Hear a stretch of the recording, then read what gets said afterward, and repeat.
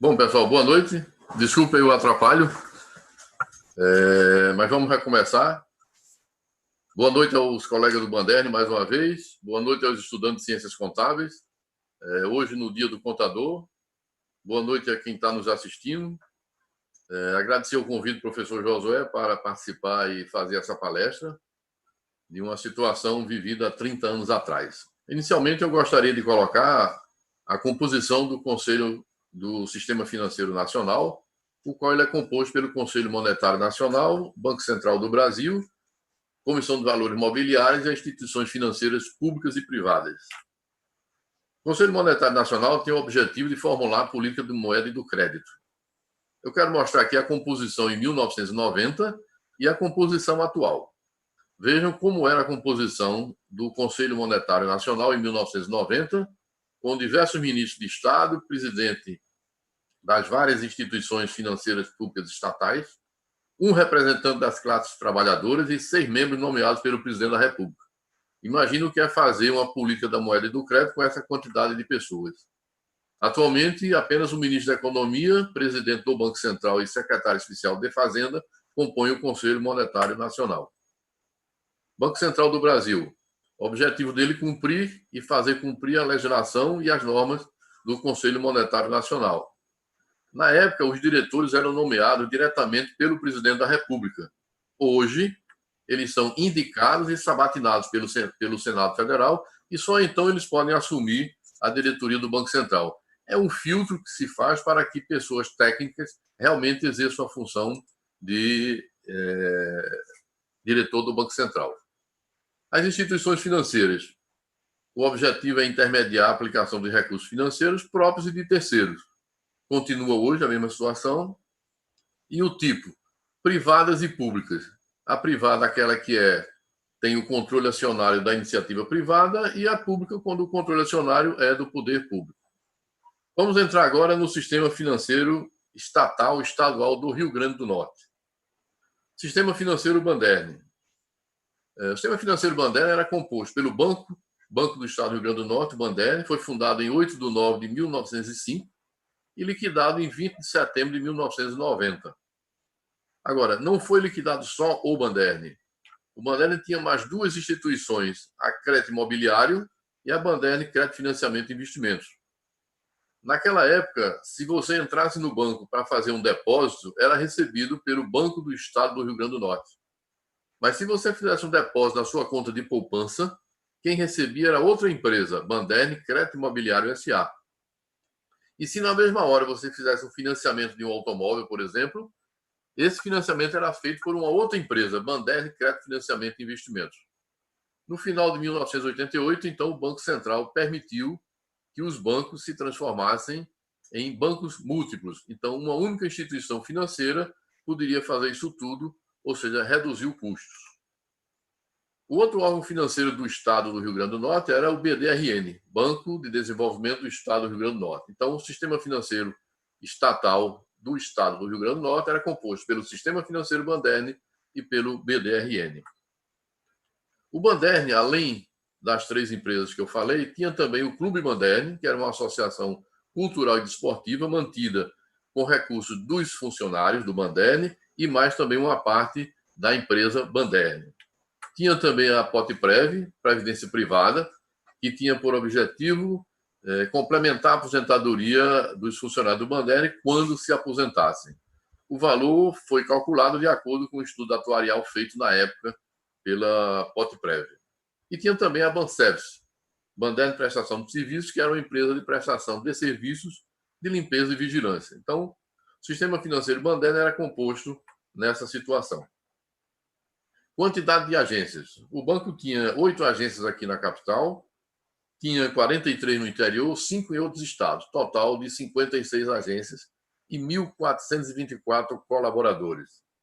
É importante destacar aqui o papel que o banco tinha na época de interiorização com 43 agências, onde a maioria dos bancos privados não tinha interesse em participar, em se instalar, porque era pouco rentável ou muitas vezes acarretava prejuízo.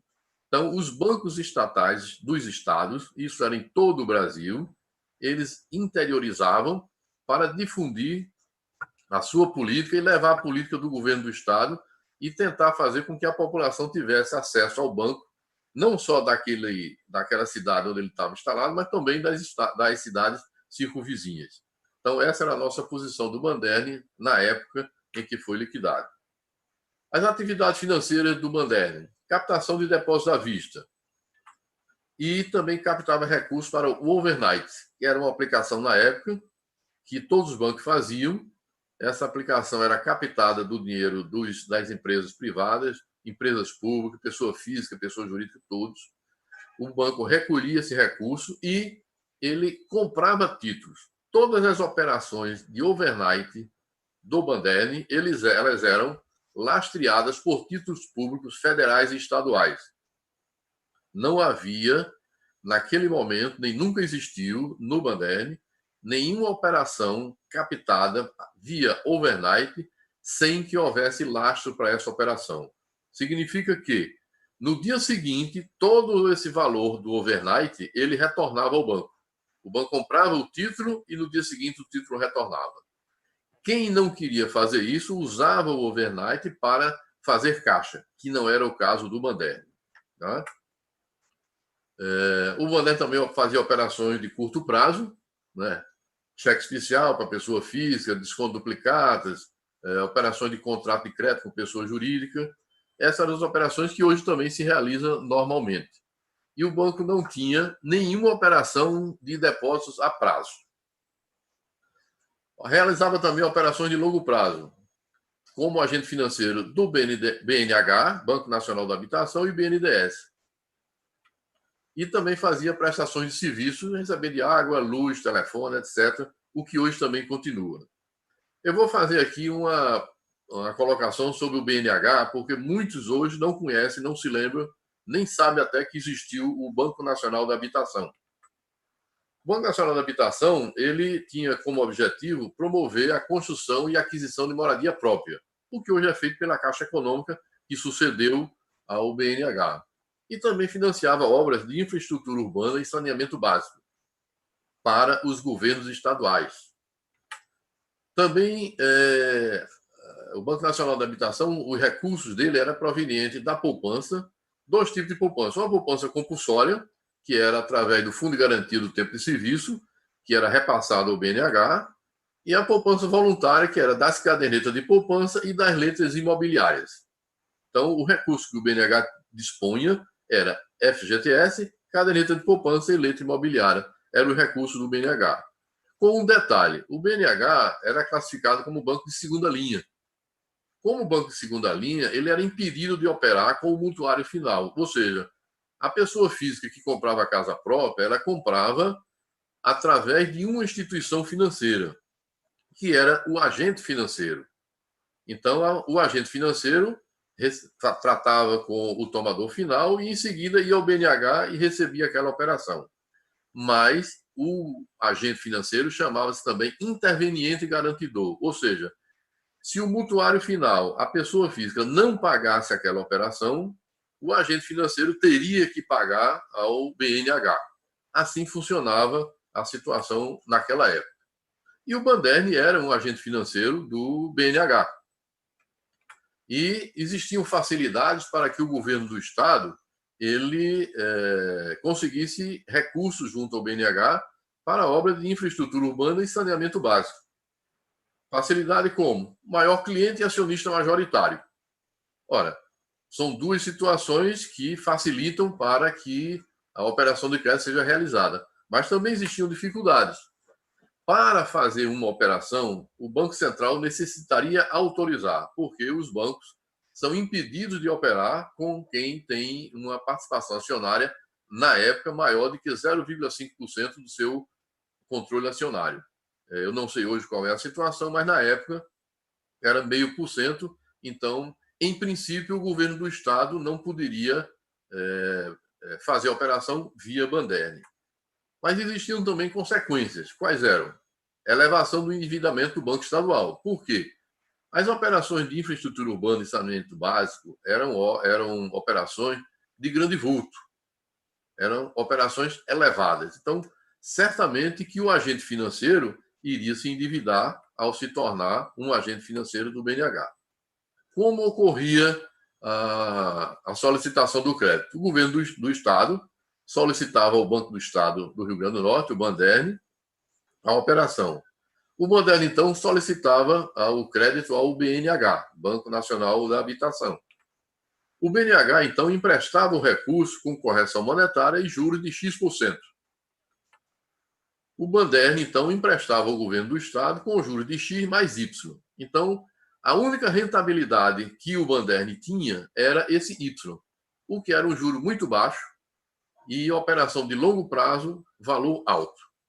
Então, a rentabilidade era baixa.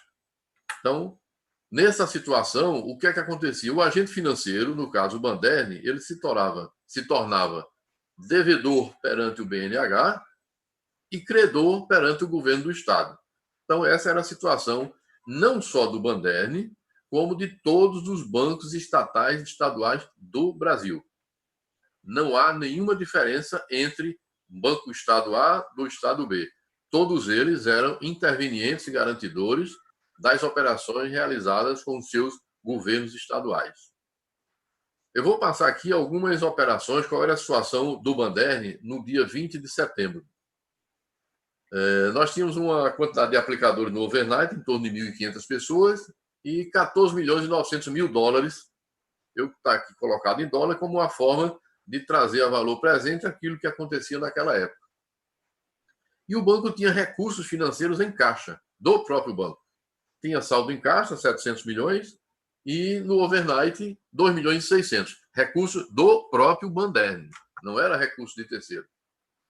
O recurso de terceiros eram 14 milhões e 900 mil dólares que está aqui em cima. E tinha reserva monetária também mantida junto ao Banco Central, que era obrigatório. Nós tínhamos 3 milhões e 200 mil dólares em moeda, em recursos financeiros mantidos junto ao Banco Central. Isso é um fato, consta do balanço. Esses valores foram tirados do balanço do banco de 20 de setembro de 90. Tínhamos também depósito à vista, praticamente 65 mil correntistas, e saldo do governo do Estado, 17 milhões, e 8 milhões e meio de outros depósitos, total de 25 milhões e 800 mil dólares em captados de depósitos à vista. E depósitos a prazo, zero. Zero. Eu vou repetir porque o depósito a prazo era uma maneira dos bancos se capitalizarem, ter dinheiro e não precisar comprar título. O dinheiro ficava com o banco e o banco emprestava esse dinheiro. O Banco do Estado do Rio Grande do Norte não tinha nenhum centavo captado a prazo. Totalmente zero. E operações de infraestrutura urbana, que foi o caso, um mundo de operações, praticamente 204 milhões, ou seja, 92% das operações de crédito do banco estavam concentrados em obras de infraestrutura urbana e saneamento básico. E isso foi o que o Banco Central colocou mais à frente, a gente vai ver sobre isso. Então, voltando àquele slide onde a gente mostra como se processa, mostra aqui os 204 milhões, o Banderni era garantidor de 204 milhões de reais, ou seja, o governo do Estado tomou empréstimo de 204 milhões ao Banderni e o Banderni ao BNH. Como o governo do Estado deixou de pagar ao Banderni, o Banderni também deixou de pagar ao BNH. Essa situação existia aqui e existia também em vários outros bancos estaduais. A situação do Banderni não era muito diferente dos demais bancos estatais e estaduais. 20 de setembro de 90, então, o banco foi liquidado. O Banco do Estado do Rio Grande do Norte, o Sistema Financeiro da Paraíba, do Piauí e a Caixa Econômica do Estado de Goiás, Caixego. Ocorre que não foram liquidados apenas, não foi liquidado apenas um banco aqui, foram liquidadas 3 instituições de crédito. O Banderni Crédito Imobiliário e o Banderni Crédito Financiamento e Investimentos. O porquê eu estou colocando isso? Mais à frente, no final, nós vamos ver o significado de uma liquidação em massa, como aconteceu aqui. Na Paraíba foram liquidadas 2 instituições do Paraibano, o Banco do Estado e a Paraibano Crédito Imobiliário.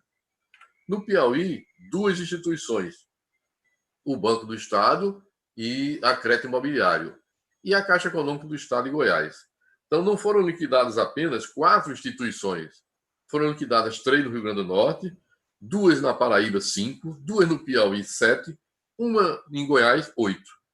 Então foram liquidadas no dia 20 de setembro de 90, 8 instituições estatais estaduais. Isto foi o que aconteceu no dia 20 de setembro de 90. A liquidação do Banderni, eu estou colocando aqui uma parte do voto de FIS.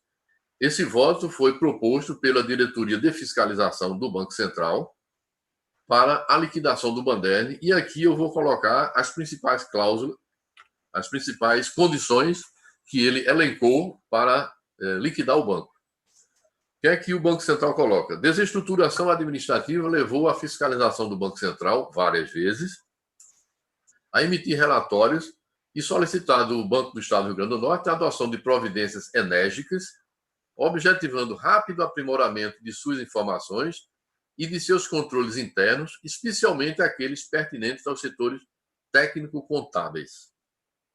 Segundo ponto, a falta de confiabilidade e a precariedade dos registros existentes vinham inviabilizando a ação e um posicionamento mais adequado da fiscalização do Banco Central. Então, veja bem, o que está colocado pelo Banco Central, que é uma desestruturação administrativa e que os registros contábeis do Banderni são inconfiáveis. Nós estamos tendo a participação aqui de vários alunos de ciências contábeis e várias outras pessoas que não são da área contábil. Então, vamos tentar colocar a situação para que ambos os públicos possam entender o que é que aconteceu no Banderni naquela ocasião. Então, vamos lá. Desestruturação administrativa. Ele diz que a situação técnico-contábil do banco é inconfiável. Ou seja, aqueles controles que são colocados à disposição do Banco Central nas suas auditorias, tanto presenciais quanto nas informações remetidas na Delegacia Regional de Recife, elas não são confiáveis, né? Então, o que é que aconteceu? Nós tínhamos uma contabilidade mecanizada em dezembro de 1988. E em janeiro de 1989, ela passou a ser informatizada, né? Uma migração de um sistema mecanizado para um sistema informatizado. Imagine hoje você migrar do sistema atual informatizado da informática A para o sistema B. É complicado, não é fácil. Imagine naquela época. Então, realmente ocorreu instabilidade na migração, mas ela foi estabilizada no primeiro semestre de 1989. Ou seja, toda aquela situação de instabilidade ocorrida na migração, ela foi estabilizada no primeiro semestre de 89. Para ter uma ideia de migração, há 3 anos atrás eu participei de uma migração de uma empresa aqui em Natal, de um sistema A para um sistema B, todos informatizados. E nós tivemos estabilidade 2 ou 3 meses, porque não é fácil fazer uma migração. Imagine naquela época. Então, veja, como é que uma situação instável em dezembro de 88, estabilizada no primeiro semestre de 1989, ele serve de base para a liquidação do banco em 1990. Isso eu estou dizendo considerando a inconfiabilidade, né? Considerando como é que uma coisa de 1988, regularizada em 1989, serve de base para liquidar em setembro de 90. Bom, mas supondo que isso acontecesse, a desestruturação administrativa no setor técnico contábil, que procedimentos o liquidante, aquele que vai assumir a empresa, deve adotar? Aí vamos partir, os alunos de ciências contábeis vão entender e todos vamos entender também. O que é que acontece? Se o sistema é inconfiável, você deve desprezar os controles. Esse controle é inconfiável, ele não existe. Todos os números constantes desse controle, eles são inconfiáveis, portanto, você não deve se confiar nele para fazer nada. O Banco Central disse que o controle era inconfiável, mas usou ele para liquidar, né? O que é que você deve fazer? Desprezar e fazer um levantamento físico-financeiro. Caixa, você conta o dinheiro em caixa, então agora você em caixa tem X. Bancos, você pega os extratos bancários e levanta o saldo bancário. Contas a pagar, contas a receber, então você faz um levantamento físico-financeiro de toda a documentação existente e elabora um balanço de abertura. Porque aquele controle que você iniciou, aquele controle que você encontrou, ele é inconfiável. Não tem nenhuma confiabilidade. Então, para que você ficar com esse controle? Você deve permanecer porque vai ser aberto um processo, etc. Agora, para que você tenha uma visão da situação atual, você elabora um balanço de abertura. E o liquidante não fez isso. O liquidante simplesmente ele adotou todos os controles contábeis existentes. Então, veja, no documento do Banco Central, ele diz que o controle é inconfiável, mas se utiliza dele para liquidar. E, ao mesmo tempo, o liquidante adotou os controles existentes. Então, veja que há uma incoerência nesse primeiro item que ele coloca de desestruturação administrativa dos controles técnico-contábeis. Tá? Se o liquidante adotou os controles, é porque não havia inconfiabilidade. Ou se havia inconfiabilidade, por que ele liquidar? Se alguém quiser fazer alguma colocação, o professor Dionísio, professor Josué, pode fazer, que qualquer coisa eu posso responder a qualquer momento para quem quiser perguntar, ok? Até aqui ninguém perguntou nada, professor. Somente tem até algumas pessoas que anotando aqui. O professor Anailson Gomes está presente, o professor João Maria Montenegro, o professor Mascarenhas, acho que eu vi, acho que tem o Valdemir Belo, né? Também, na época contemporânea, né? Exato. A Vânia Pinheiro também foi Era, inclusive, o subcontador do banco. Pois é. Então, pessoal, se tiver alguma pergunta, vão anotando aí no chat que a gente vai, na medida do possível, passando aqui para já ir interagindo e deixar mais dinâmica aqui a nossa palestra. Né? Dani, quando terminar aí eu faço algumas considerações. Ok. Bom, mas quero saudar aí o professor Anaílson, o professor João Maria, o professor Mascarenhas e Belo, que fazia muito tempo que eu não tinha nenhum contato. E boa noite a todos, professor. E aos demais. Boa noite a todos, Anaílson, Mascarenhas. É um prazer encontrar vocês aqui nessa palestra.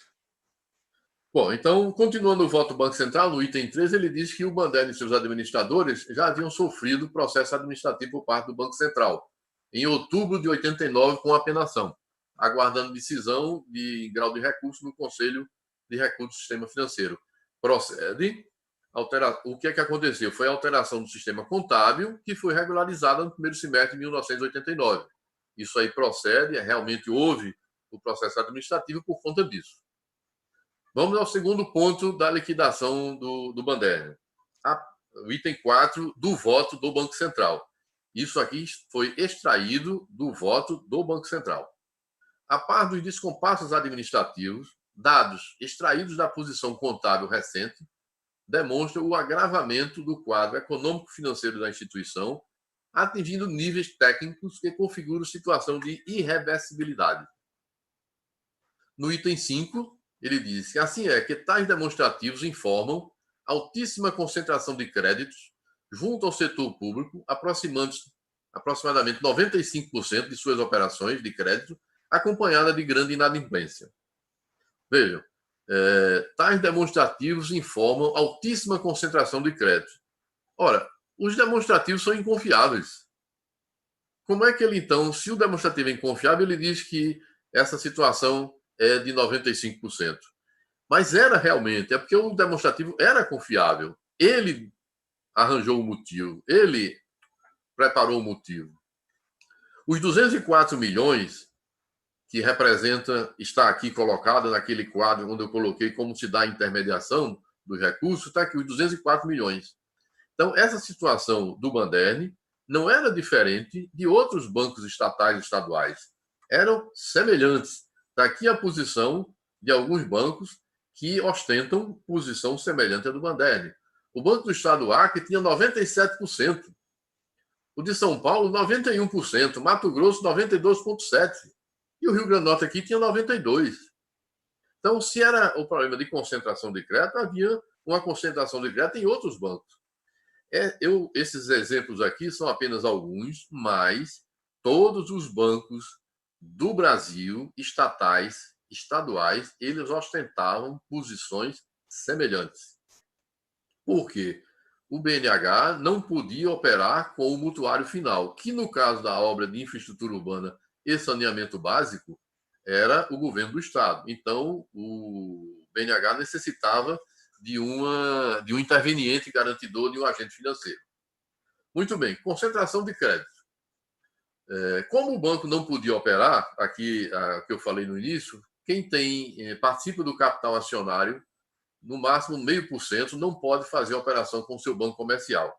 Essa é a instrução, a Lei 4595, e está no Manual de Novas Instruções do Banco Central. Ocorre que não se inclui entre as operações vedadas de que trata o item anterior. Quais são as operações vedadas? Uma empresa, um governo, uma pessoa física, uma pessoa jurídica, operar com seu banco onde é acionista majoritário. Há uma exceção. Quais são as exceções? As operações realizadas pelos bancos oficiais com os estados que participam do seu controle social, desde que autorizados, em cada caso, pelo Banco Central. Ou seja, era impeditivo o governo do estado operar com o banco estadual no Brasil todo, mas havia uma exceção. Essa situação poderia ocorrer desde que o banco solicitasse autorização e o Banco Central autorizasse. Tá? E o que é que acontece? O banco, todos os bancos, quer sejam eles estatais ou privados, eles têm obrigação, conforme está no Manual de Novas Instruções do Banco Central, de enviar nos balanços de junho e dezembro. O banco faz balanço 2 meses, em junho e em dezembro. E nos balancetes de março e setembro, a relação dos 20 maiores devedores. E essa relação deve ser encaminhada até o dia 20 do mês subsequente. Significa dizer que o Banco Central autoriza a operação e, ao mesmo tempo, de posse dessa relação dos 20 maiores devedores, ele acompanha trimestralmente como está o endividamento do banco. Não é nenhuma surpresa para o Banco Central o endividamento do Banco A ou do Banco B. Ele toma conhecimento trimestralmente, tomava, e eu acredito que ainda assim seja, conhecimento trimestral dos maiores devedores, para que a concentração de crédito não se torne um perigo para a instituição. Né? Então, nós vemos que os 2 motivos que o Banco Central colocou para liquidar o banco, eles têm uma situação de fragilidade. Mas um outro motivo pode ser acrescentado a isso que não consta no voto do Banco Central. Patrimônio líquido.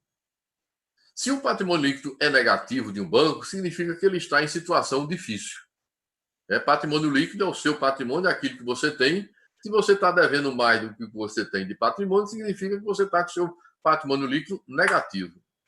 E o Banderni aparece no balanço de 20 de setembro de 90 com um patrimônio líquido negativo de 15 milhões de dólares. Ora, se está negativo, então o banco era realmente para ser liquidado. Vamos ver o porquê desse patrimônio líquido negativo. Plano Bresser. O Brasil sofreu vários planos. Plano Cruzado 1, Cruzado 2, Plano Bresser. Foram vários planos até chegar no Plano Real, que foi que estabilizou a inflação.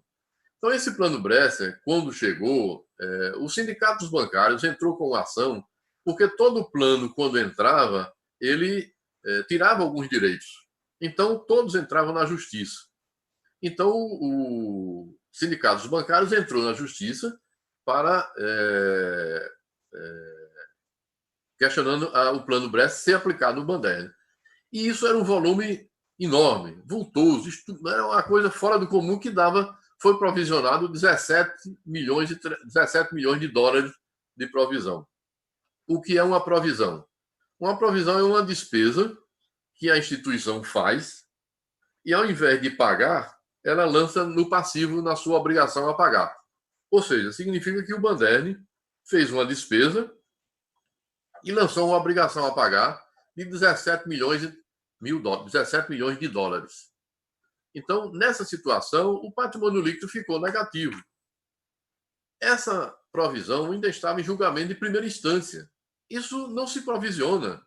Não há necessidade, porque um julgamento em primeira instância é uma situação muito inicial ainda para você fazer uma provisão nesse montante. Ninguém provisiona isso.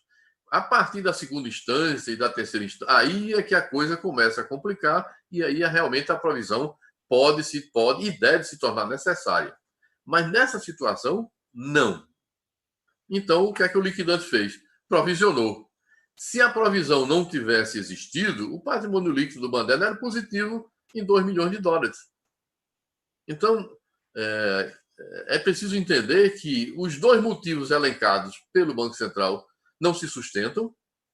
A provisão, o liquidante arranjou um motivo para fazer essa provisão, que não era necessária, tanto que isso mais à frente veio se resolver há pouco tempo, e num acordo muito grande, e com certeza que isso aí foi um motivo arranjado pelo liquidante para transformar o patrimônio líquido do banco de positivo para negativo.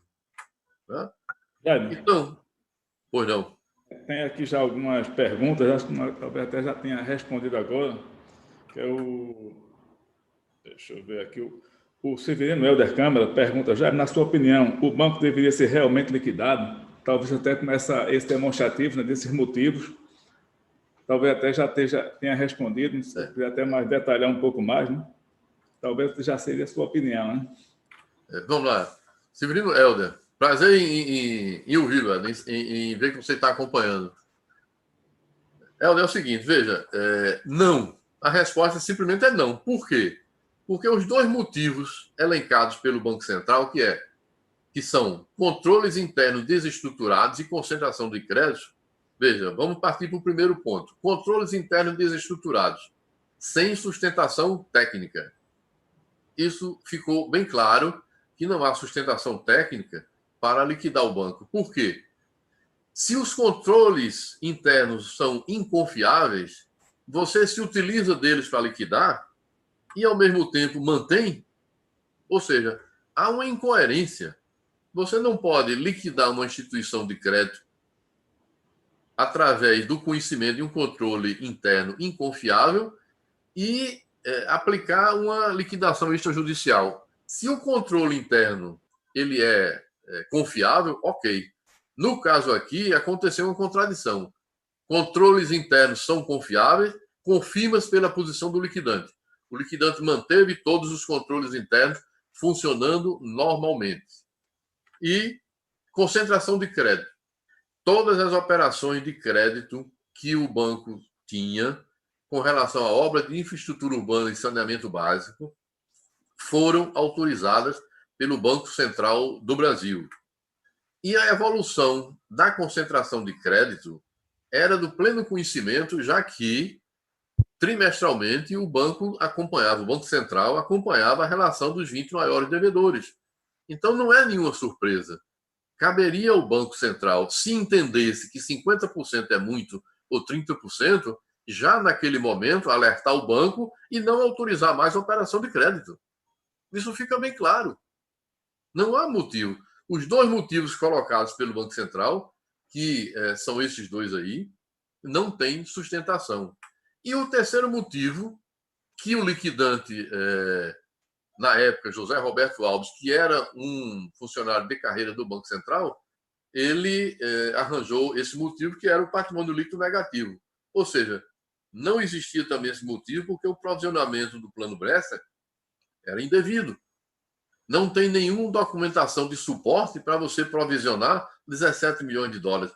Para você fazer uma provisão daquela, como eu falei antigamente, é preciso ter uma decisão judicial bastante forte que indique que aquilo ali tende a ser realmente pago. No caso, não existia, ainda estava em julgamento de primeira instância. Não existia ainda a decisão judicial que fosse necessário fazer uma provisão. Então, caros colegas, estudantes de ciências contábeis, vocês que estão estudando, acompanharam e viram, uma provisão é preciso ser feita porque previne problema futuro. Para ter uma ideia, os bancos agora, na situação atual, vários bancos fizeram provisões para crédito de liquidação duvidosa em valores acima daquilo que é exigido pelo Banco Central como forma de se prevenir em função da pandemia que nós estamos passando agora. Então, há uma justificativa para se fazer uma provisão, mas na situação atual, devido à pandemia e uma possibilidade de inadimplência elevada. Então, os bancos se preveniram. Mas, no caso do Banderli, não havia essa necessidade. Então, resumindo, não há controle interno desestruturado, os controles internos do Banderli eram estruturados, estavam perfeitamente em dia, trabalhando normalmente. Concentração de créditos não procede, a evolução era do conhecimento do Banco Central e era comum a todos os bancos estatais e estaduais do Brasil. E o patrimônio líquido negativo, também uma provisão sem uma documentação de suporte. Que motivo, então, poderia levar o Banco Central a liquidar o Banderli? Eu acho que o artigo, o professor Dionísio está aí, um artigo do próprio professor Dionísio, publicado no jornal Tribuna do Norte, no dia 22 de setembro de 91. Eu acho que muita gente leu, mas aquilo passou, o momento era muito difícil que nós vivenciamos. E o que é que dizia no artigo dele? Vou resumir aqui. O banco, naquela ocasião, estava negociando com o Banco Mundial uma operação de crédito de 500 milhões de dólares. 500 milhões de dólares. Para quê? Para reformar o sistema bancário estadual. Como? Liquidando ou privatizando os bancos estaduais. Esse era o objetivo da operação de crédito em negociação pelo governo brasileiro, pelo governo federal.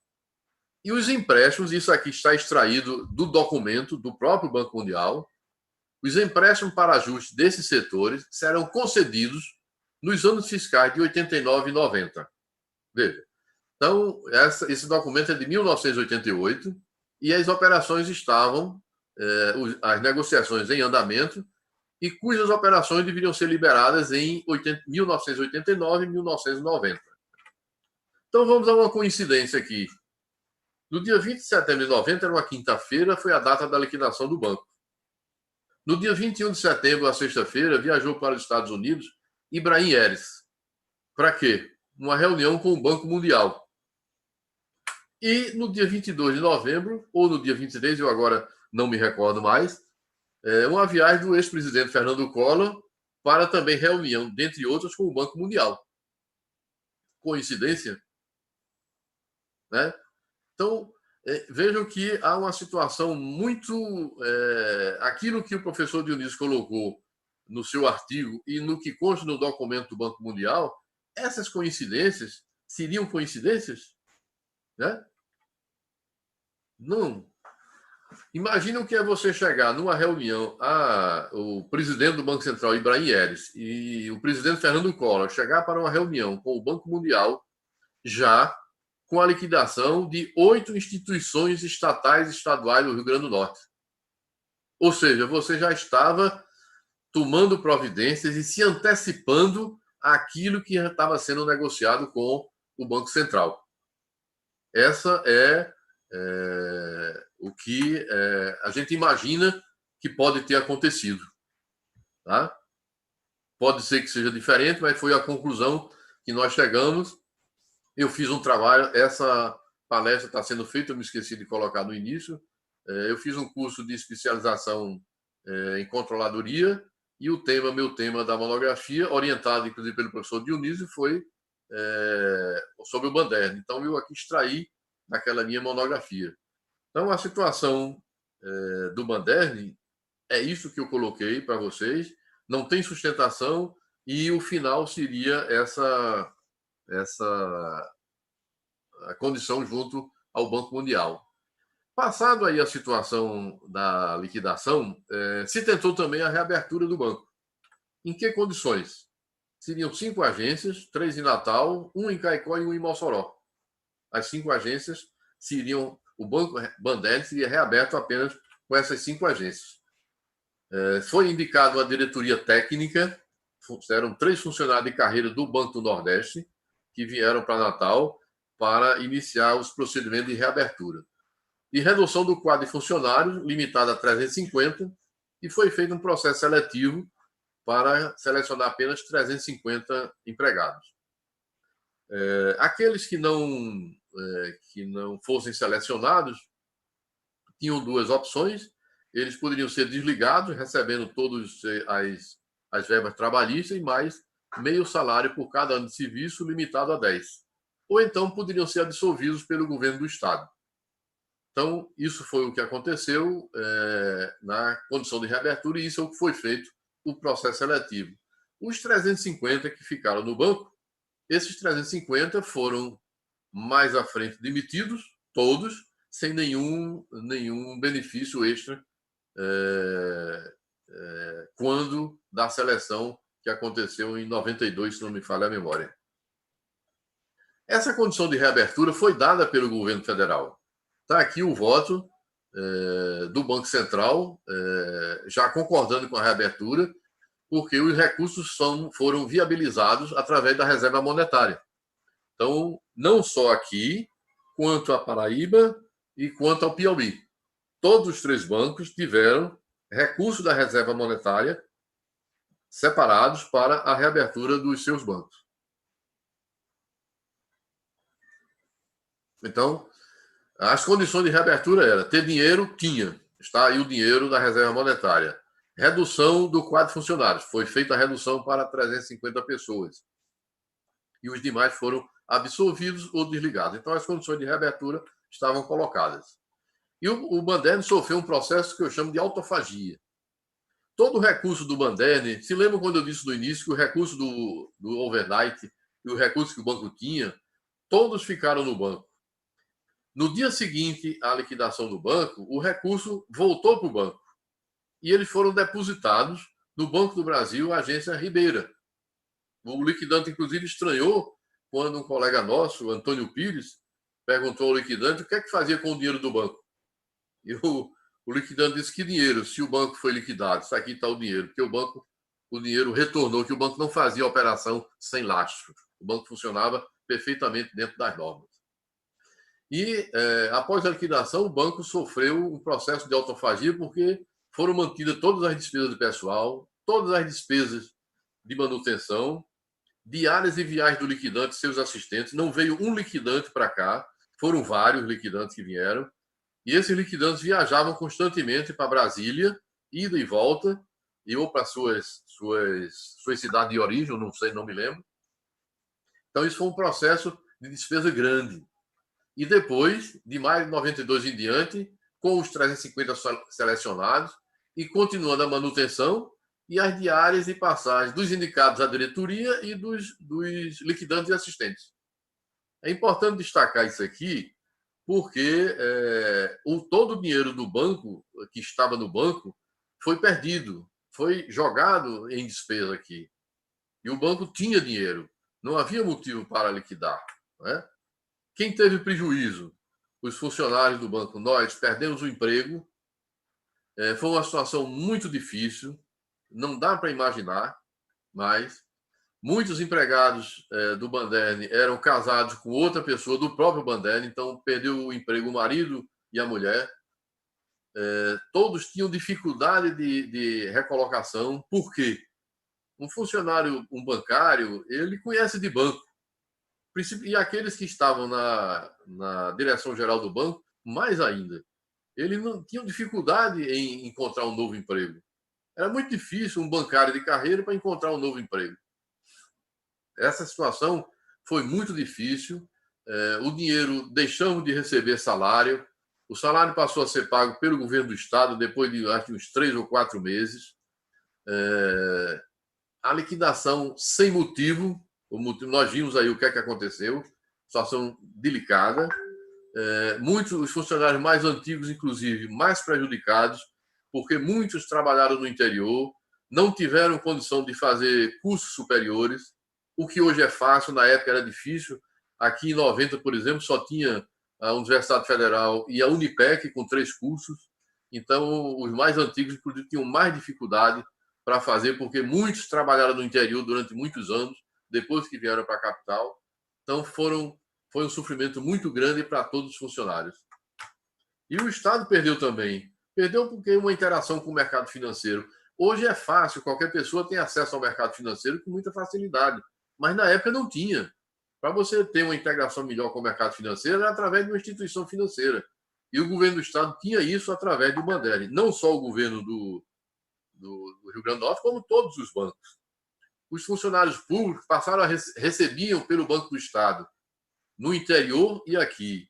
Com o fechamento do Bandeira, passou a ser feito pelo Banespa. O Banespa foi quem passou a fazer o pagamento dos funcionários públicos do governo do Estado. Mas, provavelmente, com uma dificuldade muito grande, principalmente no início. No interior ficou mais difícil ainda, porque o banco atendia com 47 agências no interior e os funcionários do interior poderiam receber com mais facilidade. Mas, infelizmente, fechou. Os recursos do Bandeira foram todos utilizados na despesa de manutenção e os recursos da privatização, que chegou também para privatizar, não chegou ao banco. Esse recurso ficou e depois sumiu. Na reabertura, todos os 3 bancos tiveram as mesmas condições. Paraiban, Piauí e Banco do Estado do Rio Grande do Norte. Todos os 3 foram liquidados no dia 20 de setembro de 1990. O Banco do Estado da Paraíba foi reaberto em 92 com 5 agências. E foi privatizado em 2001 para o Banco Santander.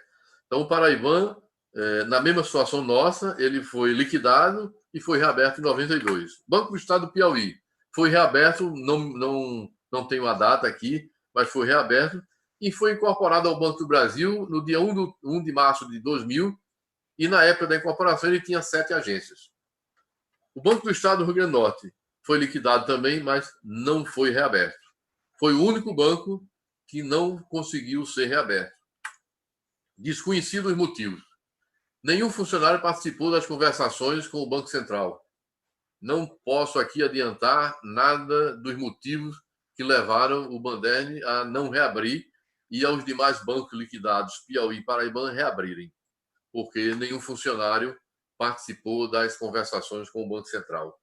Apenas para todos foram alocados os recursos necessários para a reabertura dos bancos, mas, infelizmente, nós não conseguimos reabrir. Os outros reabriram e o que é que aconteceu? O Banco Paraibã e o do Piauí, quando foram privatizados, o governo do Estado recebeu recursos. O governo do Estado aqui perdeu os recursos do Bandeira, porque foram diluídos na manutenção, nas despesas do banco, e também, se o banco tivesse sido reaberto, talvez hoje também tivesse sido privatizado. A gente nunca vai saber. Mas, se privatizado fosse, o governo do Estado também teria ganho um bom recurso com a privatização do banco. Infelizmente, não aconteceu. E qual é a verdade da liquidação? Eu vou colocar aqui o que nós encontramos, na minha ótica, foi simplesmente para agilizar uma operação de crédito com o Banco Mundial. Aquilo que eu coloquei daquele empréstimo, que o professor Dionísio colocou em 91 no seu artigo, para mim foi a única verdade, foi essa. E a falsa verdade nos motivos apresentados pelo Banco Central, que não apresentaram nenhuma sustentação técnica. Nem os 2 motivos da desestruturação administrativa, não tem sustentação técnica nenhuma. A concentração de crédito era comum a todos os bancos estaduais. O Banco Central tinha conhecimento, porque autorizou todas as operações, acompanhava através da relação trimestral dos maiores devedores. E o patrimônio líquido também foi fabricado pelo liquidante, porque não tinha embasamento técnico nenhum, documentação de suporte nenhum, para fazer uma provisão daquele montante. Então, os motivos apresentados pelo Banco Central, na minha ótica, é a falsa verdade. Então, isso é o que aconteceu. Tenho que agradecer a todos pela atenção. E fico aí à disposição, se alguém quiser fazer alguma pergunta, alguma colocação, estamos aqui à disposição. Posso apenas dizer que foi uma situação muito traumática, principalmente para os funcionários. Ainda hoje, muitas vezes, quem foi do banco nunca esquece. Eu trabalhei em várias outras instituições, e em instituições que tinham várias unidades em outras cidades, no interior e tudo. E muitas vezes, ao invés de eu colocar a unidade tal, eu dizia na agência tal. Ainda hoje, o banco está na minha cabeça. Obrigado a todos. Fico à disposição se alguém quiser fazer alguma pergunta. Jaime, boa noite. Eu quero fazer alguns comentários e depois, aí, no decorrer desses comentários, as perguntas surgirão. O professor Josué Aí relata para a gente aí quais as perguntas. Eu quero primeiro dizer assim de quanto você foi fiel ao que efetivamente aconteceu. Né? Eu estava aqui voltando no tempo 30 anos, né? 30 anos, e foi exatamente isso que aconteceu. Acho que você conseguiu reproduzir muito bem. E eu ainda quero acrescentar mais um item que vem complementar essa questão da falsa verdade. No dia da liquidação, primeiro eu quero dizer aqui para os alunos, né, de Prática 2, o seguinte, que hoje é uma aula de história do Rio Grande do Norte. E a história é talvez o elemento mais importante para o desenvolvimento de uma sociedade. A gente viaja para ver a história dos outros, né? A gente viaja para ver a história, o que aconteceu no passado com 200, com 300 anos, e às vezes até uma história oral. E hoje nós estamos tendo a oportunidade de uma história contada por pessoas que estavam lá. E nesse sentido, eu quero dizer que quem tem 35 anos ou mais já tem alguns privilégios na vida do ponto de vista histórico. Mas quem tem menos também vai ter. Eu posso dizer aqui para vocês que tem 3 eventos na história da humanidade que, aqui para o Rio Grande do Norte, eles são muito relevantes. O último é o Banderno, que é o que eu vou comentar. Mas nós tivemos também o evento é importante quando a pessoa diz: nesse dia eu estava em tal local. A história do Banderno, quem era na época do Banderno, quem trabalhava no Banderno, que estava assim, na idade de trabalhar ou de estudar, depois assim de 17, 18 anos, sabe até onde se localizava. Né?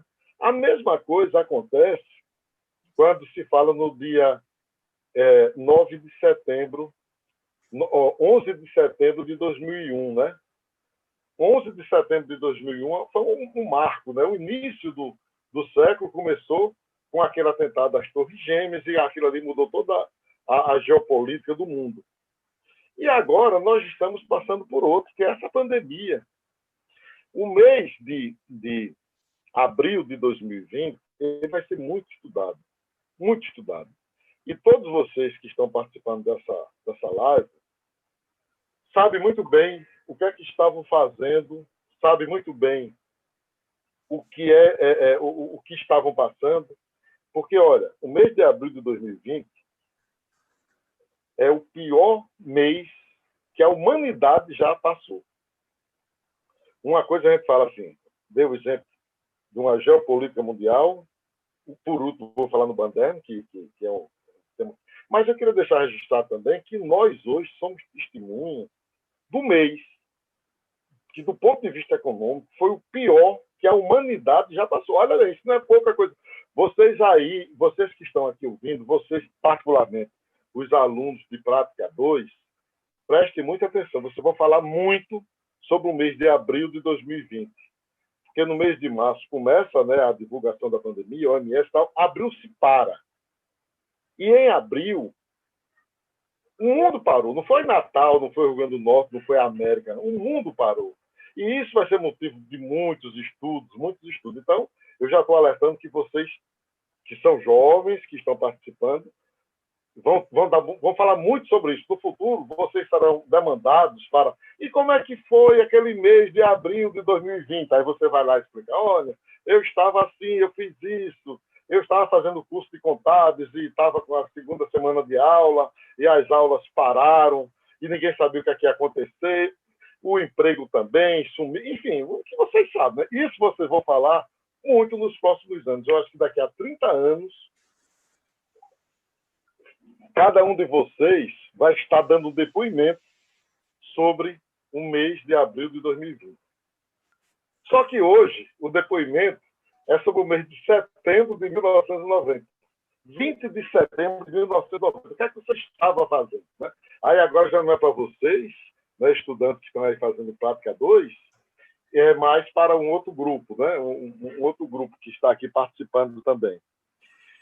E a liquidação do Banderno, primeiro, eu quero dizer que, eu vou dizer a vocês como é que eu estava. Né? Eu trabalhava no Banderno, minha esposa também, Tassimari.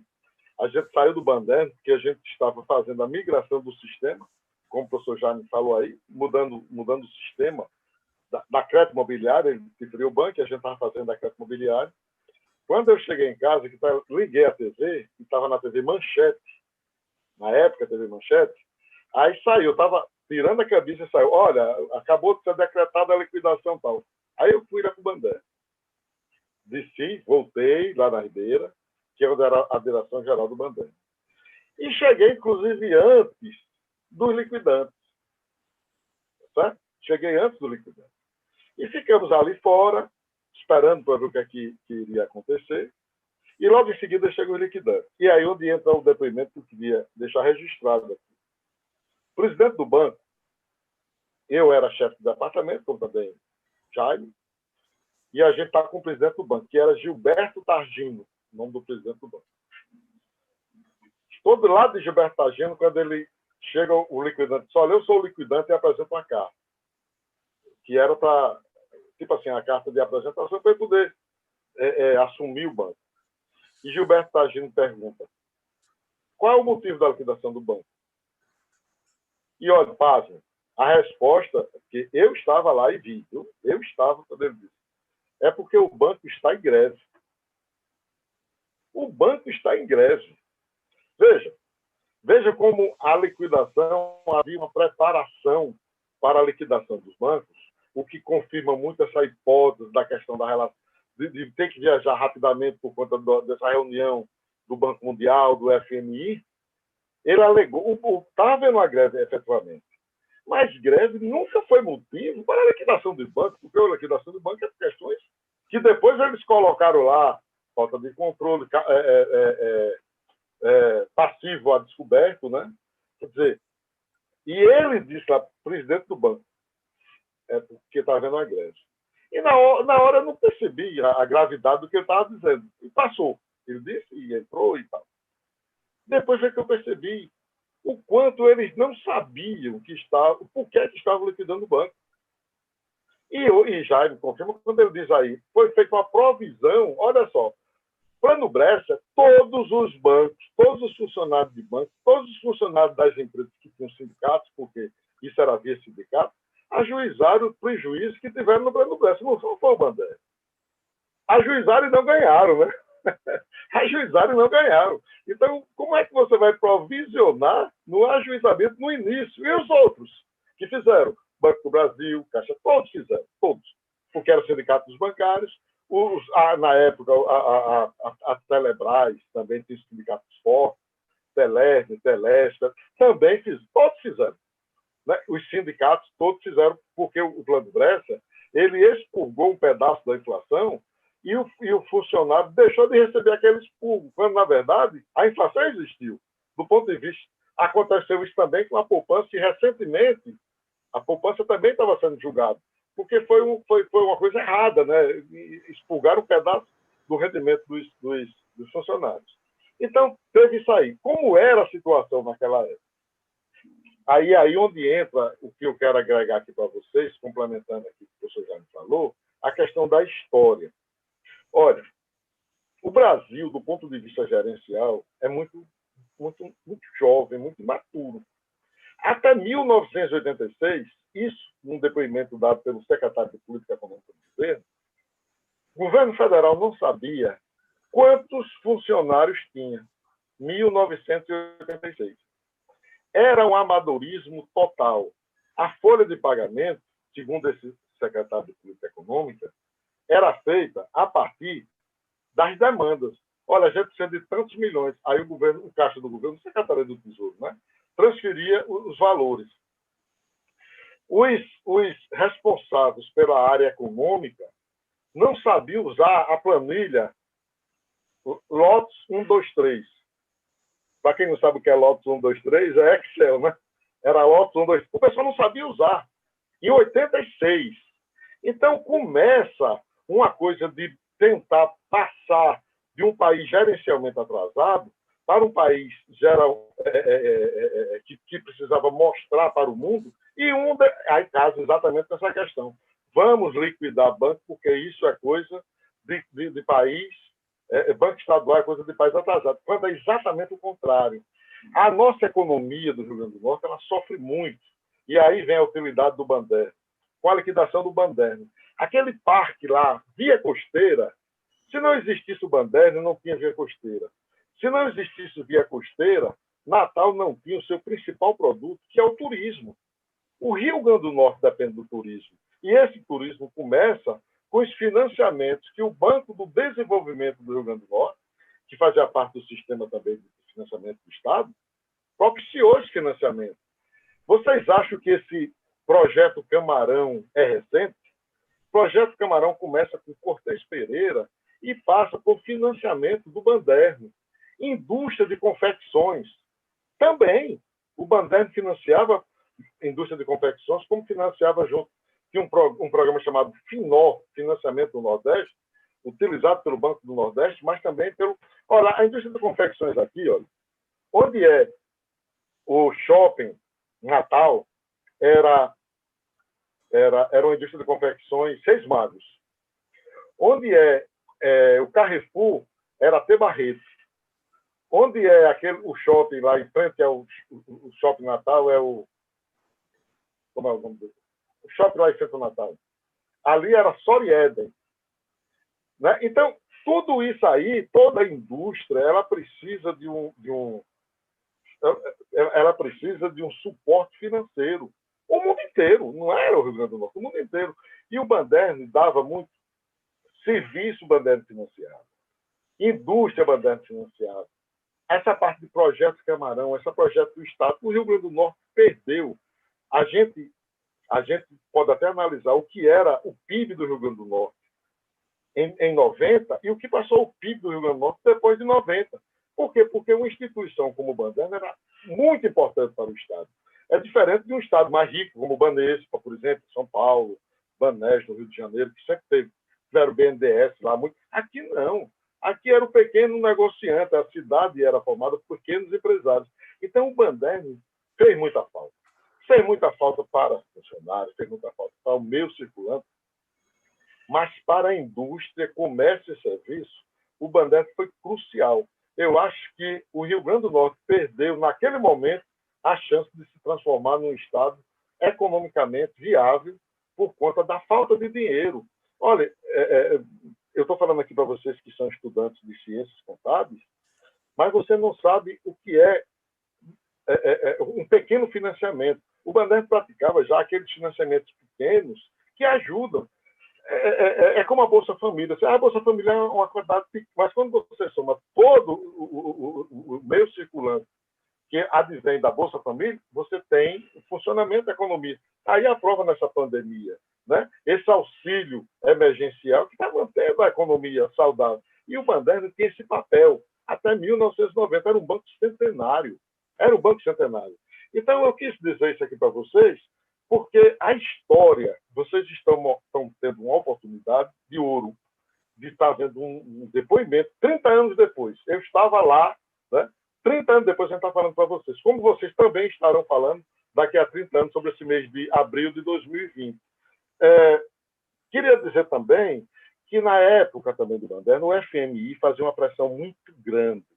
O FMI fazia uma pressão muito grande nos países periféricos. Né? O Brasil era um país periférico. O Brasil não era essa potência que é hoje.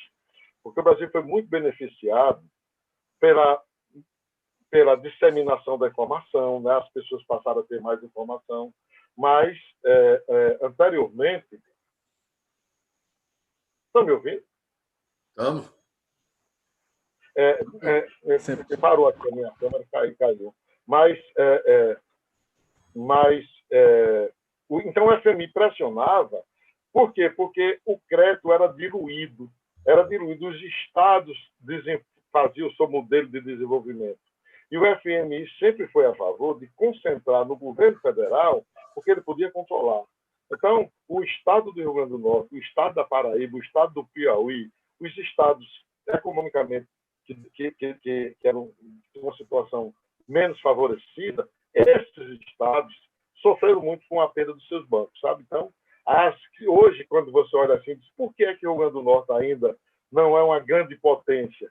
Olha, pessoal, basta que você compare o PIB do Rio Grande do Norte em 90 com o PIB do Ceará, compare com o PIB do Ceará com o PIB de Pernambuco, porque eram os estados que o Rio Grande do Norte tinha assim, uma certa...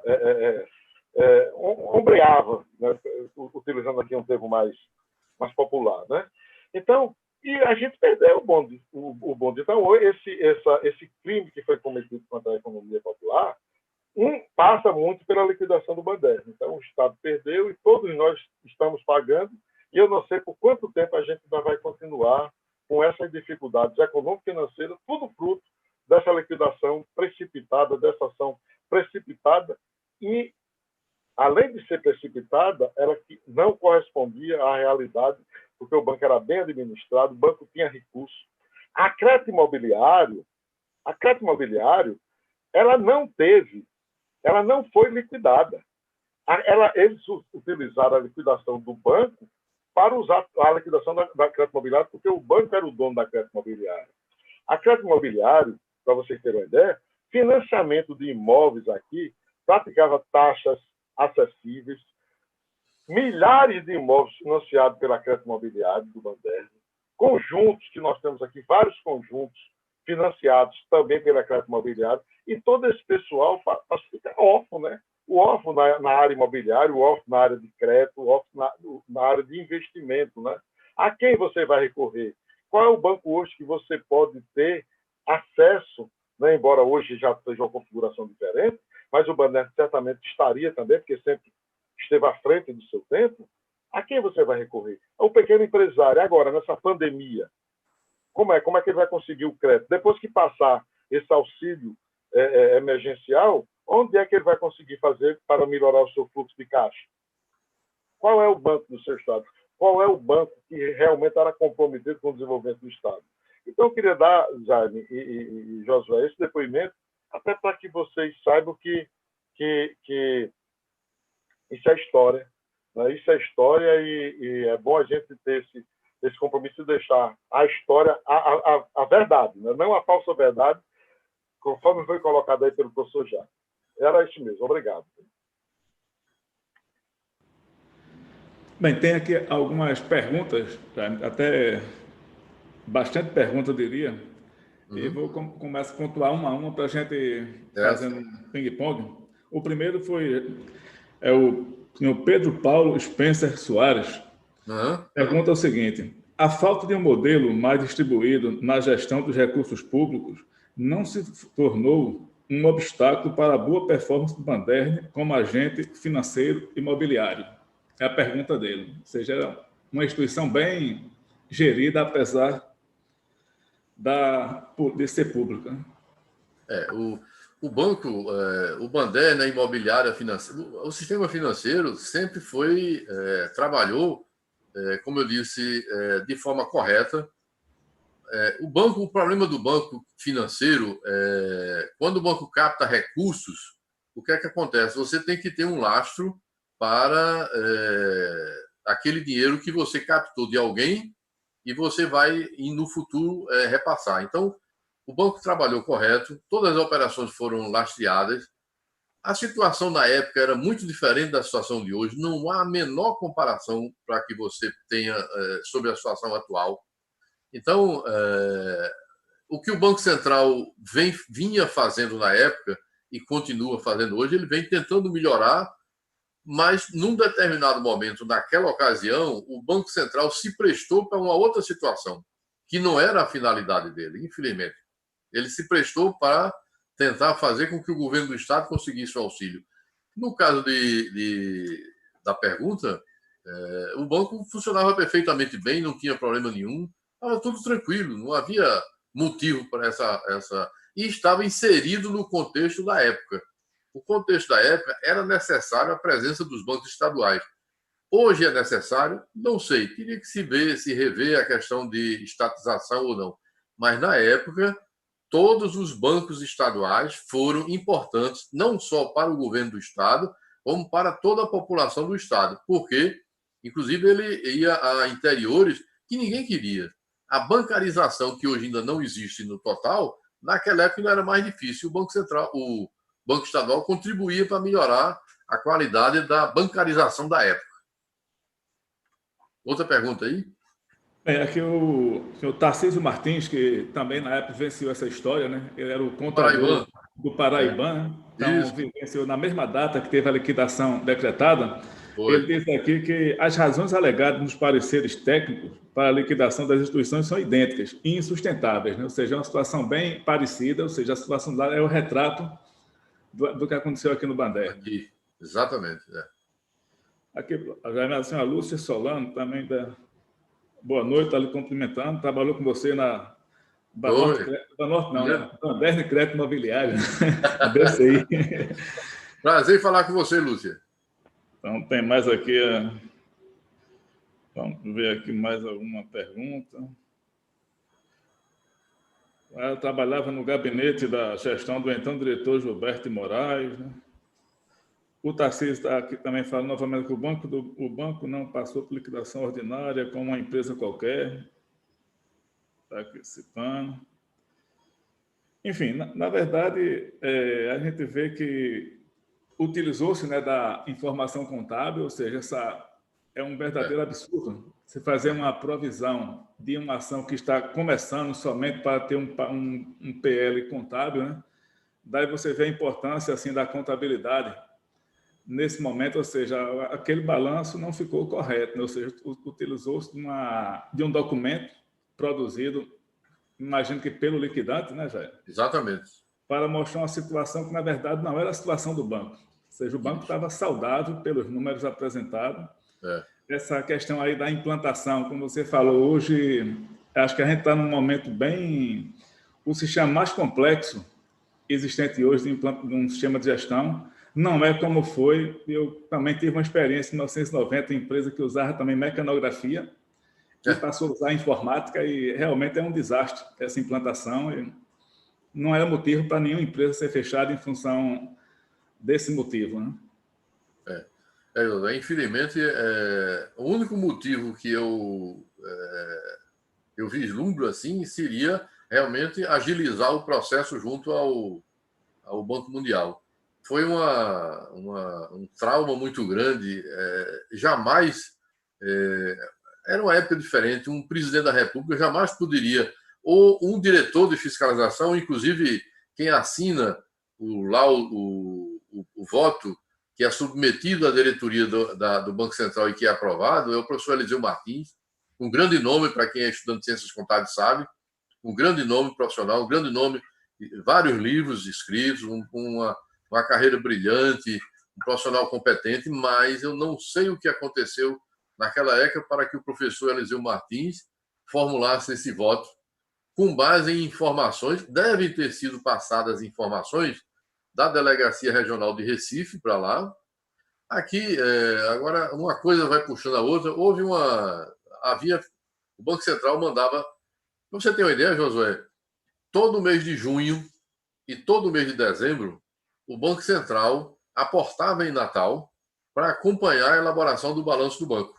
Como o banco tem 2 balanços anuais, junho e dezembro, ele encostava aqui auditores e acompanhava, independente de, ao longo do ano, ele fazer alguma visita.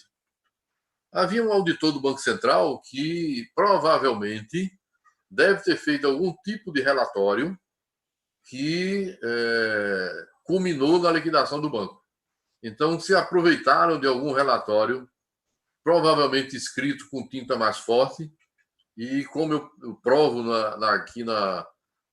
nessa apresentação que a gente foi feita, que nenhum motivo tem sustentação técnica, nem aqueles apresentados pelo Banco Central de desestruturação administrativa e endividamento, inclusive do endividamento, porque a gente vai se lembrando, a Caixa Econômica que sucedeu ao BNH, a Caixa Econômica, inclusive, ela iria retirar do Banderne a interveniência das operações, ou seja, o governo do Estado passaria a ficar devendo diretamente à Caixa Econômica.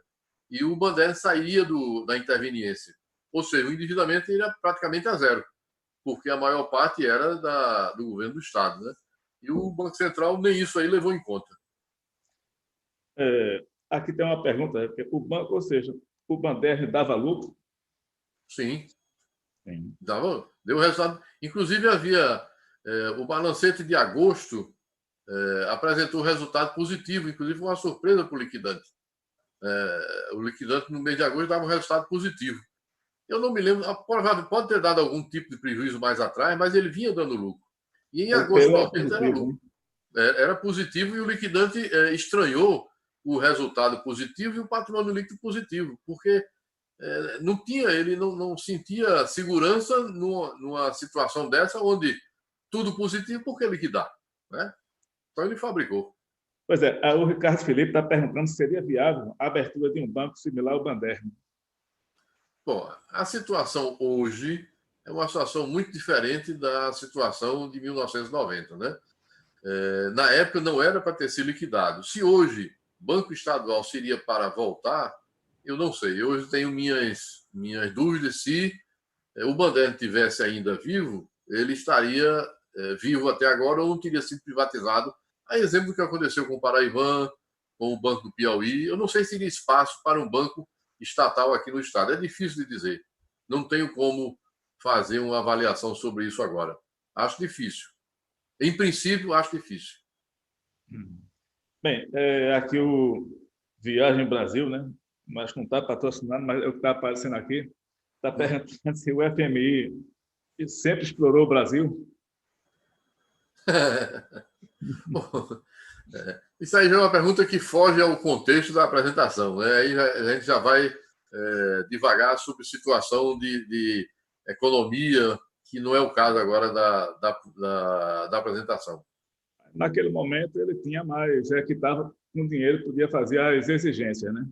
Exatamente as falsas verdades naquele momento. O que acontece é que é um organismo internacional, os países precisam de recursos financeiros, se for mal administrado, termina sem recurso, aí você não consegue fazer o comércio internacional, consequentemente não consegue importar e aí começa a ter problema, que é o caso. A Argentina passou muito tempo, a gente viu um tempo aí atrás, sem crédito no mercado, porque deu calote, né? Tomou dinheiro do FMI, não pagou, então ninguém financiava, então é uma situação difícil. Aí é mais para uma situação de uma palestra de economia, para ver os organismos financeiros internacionais e as suas restrições e as suas imposições para conceder crédito. Jaime, o nosso ex-diretor administrativo, Ismael Benévolo Xavier, está mandando um abraço para a gente, viu? Ótimo. Acredito que ele esteja aqui nos assistindo e está mandando um abraço para a gente. Prazer em ver, Ismael. Prazer em falar com o Ismael. Ótimo. Ismael Benévolo Xavier. Já aqui a senhora Lúcia Solano está dizendo que o banco dava lucro sim, é tanto que todos os colegas que recebiam, às vezes, mais de um salário vigente com participação nos lucros no resultado. Inclusive, ele estava positivo, né? Havia os funcionários do banco tinham uma gratificação, eu não me lembro, se não me engano, era 25% da média dos salários do semestre, tinha alguma coisa assim, eu não me lembro exatamente como era, mas existia realmente uma gratificação sobre o lucro. Era positivo. Em agosto, eu me lembro bem que o banco era positivo. Isso aí eu me recordo bem. Há uma outra passagem muito interessante, José. Essa, com o Dionísio, eu vivi. Eu estava no departamento de contabilidade e um dos liquidantes, eu não me lembro agora quem era, e quando pegou o balanço do banco, aí saiu perguntando, né? E quando chegou a hora, esse ativo, esse imobilizado aqui, foi feita a reavaliação quando? Isso também, aqui nunca foi feito reavaliação do ativo permanente, nunca foi feito. Ele saiu. E cadê as operações de depósito a prazo? Não tem, o banco não tem depósito a prazo. Nunca captaram depósito a prazo? Não. Isso eu vivi, Dionísio, a mesma coisa que você. Ele perguntando e a gente respondendo. Não há depósito a prazo. Então ele começou a ver que era uma situação difícil, sem saber como é que ele se meteu numa situação daquela. A de Antônio Pires, que eu coloquei, essa foi a mais interessante. Aqui está o dinheiro do banco. Que dinheiro se o banco foi liquidado? Antônio Pires era o tesoureiro do banco. Jaime, é que o Elton está perguntando se seria viável ressuscitar o banco nos dias atuais. Eu acho difícil. Eu não sei se hoje o Banco do Estado teria condição de competir num mercado tão complexo, tão ágil como é que está. Toda empresa estatal, ela tem um pouco de lentidão devido às normas rígidas que elas têm que seguir, porque é público, né? Então, e um banco precisa ser muito rápido, muito ágil. Eu não sei se teria espaço. É difícil de responder. Em princípio, não. Certo, ok. O Paulo Melo pergunta o que foi feito do prédio do Clube da Praia. Você sabe? Não sei. Não sei. O banco tinha realmente um clube lá. Não sei o que é que foi feito daquele prédio. Não sei o que é que aconteceu com aquilo ali. Não sei. Da Potprev, que era a aposentadoria, a Potprev foi feito um rateio, primeiramente entre os aposentados, foram para eles, e o que sobrou foi para aqueles que não eram aposentados. Foi muito pouco para quem não era aposentado. O princípio da complementação da aposentadoria é fazer com que o aposentado tenha uma complementação digna daquilo que ele contribuiu, e nós, que não estamos na época de aposentar, hoje eu já estou aposentado, na época contribuísse para eles. Já é o que Severino Helder está perguntando. Por que não houve uma contestação dessa provisão indevida? Olha, o momento atual é um. Naquela época, ninguém conseguia. O trauma foi tão grande que não tinha condição da gente raciocinar sobre a situação que estava ocorrendo. Muita gente terminou tendo que. Ninguém tinha dinheiro. Pra você ter uma ideia, o bom preço que existia ali na Prudente de Moraes, eu mesmo fui para lá para coletar alimento porque a gente não tinha dinheiro. Não existia dinheiro. O dinheiro que a gente tinha era no Banderne. Fechou. O salário atrasou. Então você não tinha dinheiro de canto nenhum.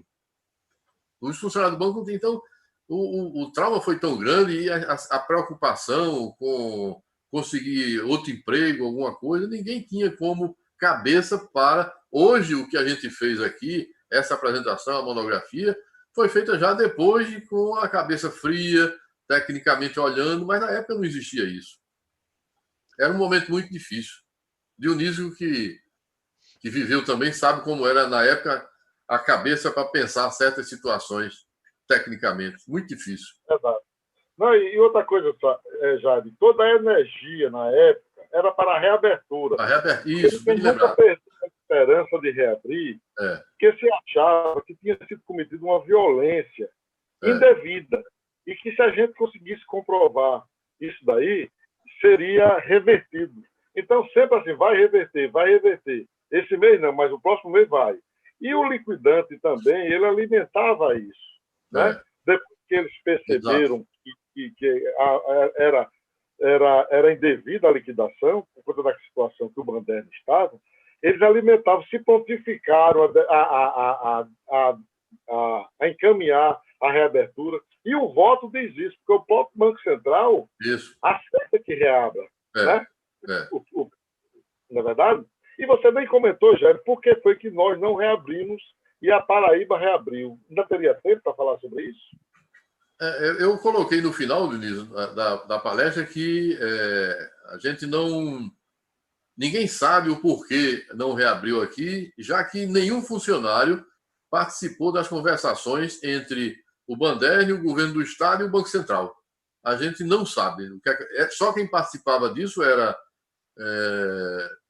o presidente, era os 3 indicados para participar da diretoria, que era do Banco Nordeste, o secretário da Fazenda na época, acho que era Manuel Pereira, se não me falha a memória, e o Banco Central. Mas nenhum funcionário jamais participou da conversação. Simplesmente aquilo foi se esvaindo e sumiu. O dinheiro, eu sei que o dinheiro da Reserva Monetária, o governo do Estado ficou com ele. Aonde foi empregado, também não sei. Porque entrou no orçamento do Estado. Mas não sei para onde, em que ele foi empregado. A gente não vai saber. Né? Essa foi.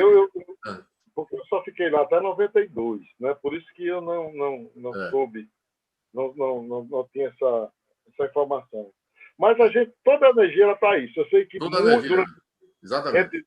Entre de setembro e 92, que eu saí de lá em abril de 92, nesse período, quase todo mês dizia, não, vai reabrir. Dizia para o cliente, não tire seu dinheiro, porque o banco vai precisar para reabrir.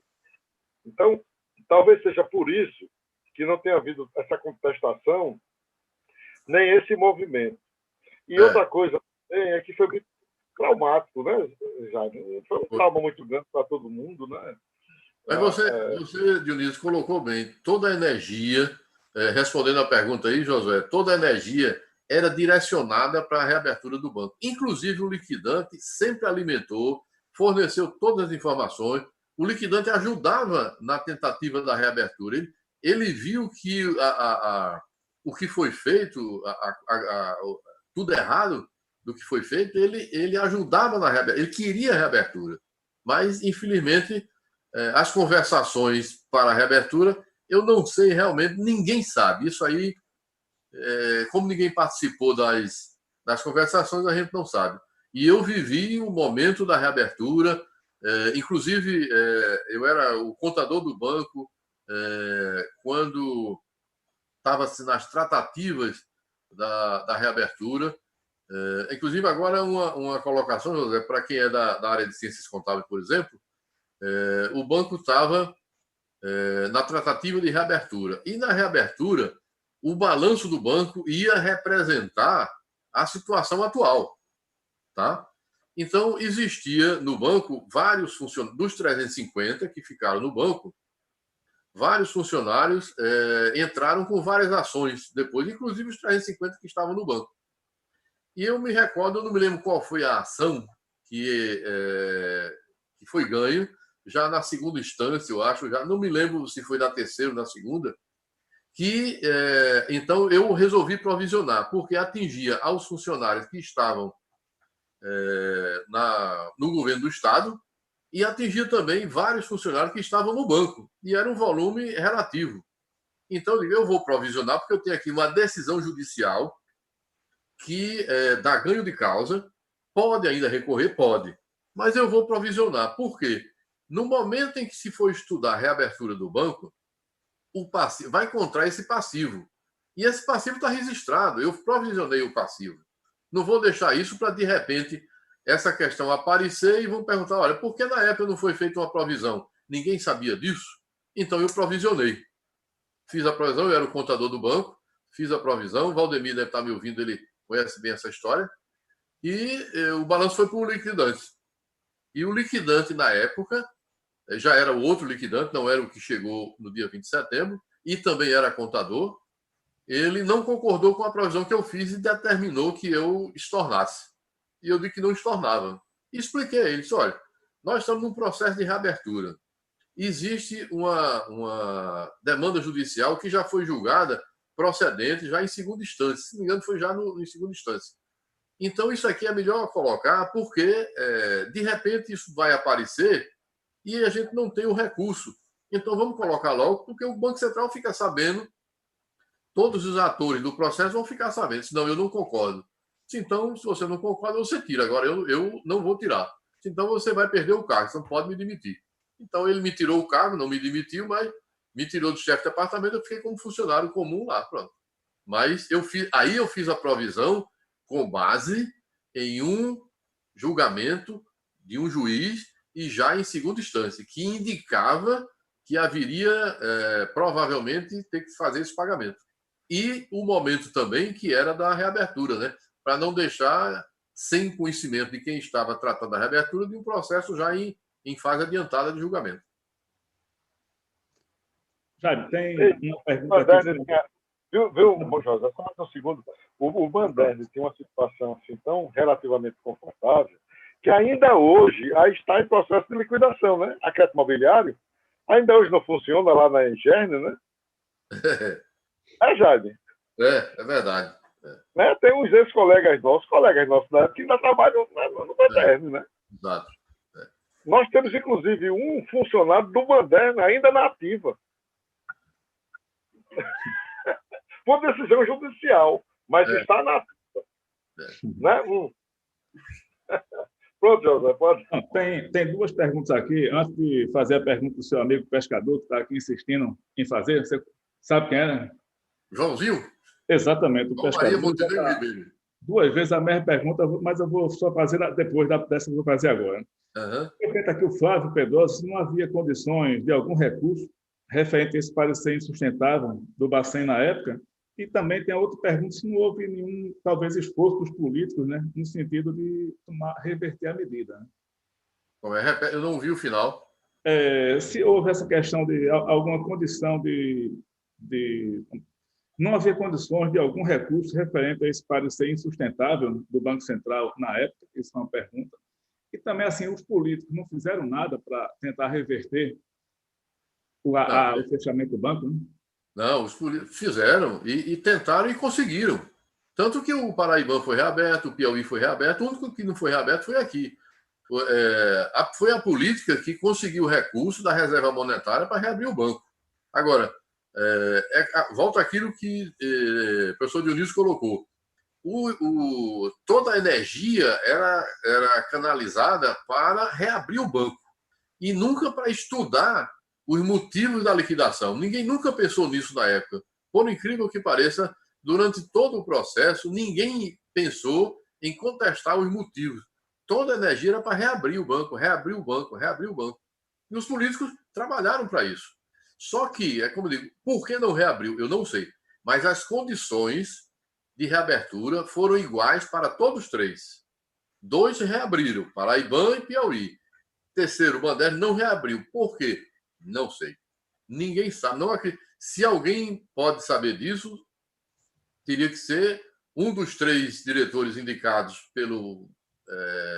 para compor a diretoria da reabertura, que era do Banco Nordeste, Manuel Pereira, mas já não está mais entre nós, e só. Praticamente foram essas pessoas que negociaram com o Banco Central.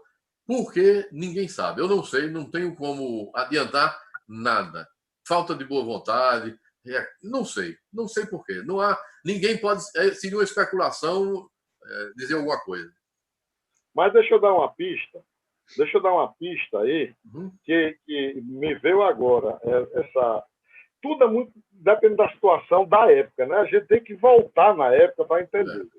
Por que é que a contestação na época, ela talvez não tenha sido nem viabilizada? Porque nós estávamos no começo da Constituição Cidadã. Até a Constituição é de 6 de outubro de 88, ou seja, não é de 88, é de 89. Né? Logo em seguida, tem a eleição. A Constituição de 88 é que ela abre essa possibilidade, dá força ao mundo jurídico, que não tinha, né, Jair? A gente é um corpo jurídico pequenininho, não era 3 ou 4, não era? É verdade. Não é? E não tinha essa trabalho do mundo econômico. Então, hoje, não haveria. Com certeza, hoje, não teria essa liquidação daquela maneira. Claro, ceteris paribus, né? Mantidas as mesmas condições, se fosse para fazer a liquidação hoje, não seria.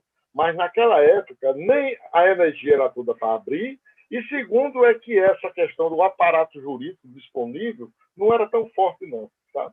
Não era. Era bem diferente de hoje. Bem, vamos agora para o pescador, Jaime. O João Maria, ele pergunta aqui qual o recado que Jaime manda para o professor Eliseu Martins. Professor Eliseu Martins, realmente, para mim, como contador, para mim, como funcionário do Banderno, foi uma grande decepção o professor Eliseu Martins, apesar de que é o seguinte, ele provavelmente, a gente não vai saber, mas ele deve ter se baseado em informações recebidas da Delegacia de Recife do Banco Central, né? E com base nessas informações recebidas, ele elaborou o voto dele. Agora, é o tipo do voto que precisaria ser checado realmente, ter uma confirmação, porque é uma situação muito forte você liquidar 3 estados, né, num momento tão difícil daquele que a gente passava, de economia com inflação galopante e tudo mais.